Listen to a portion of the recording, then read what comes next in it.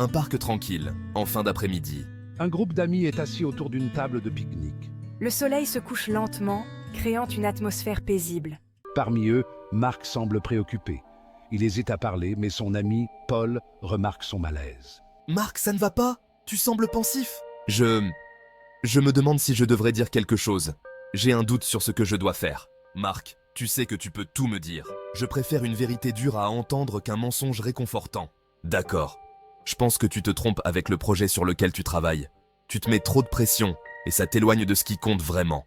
Tu n'es plus le même ces derniers temps. Waouh. Je savais que quelque chose n'allait pas, mais je n'avais pas réalisé à quel point. Merci de me le dire, même si ce n'est pas facile à entendre.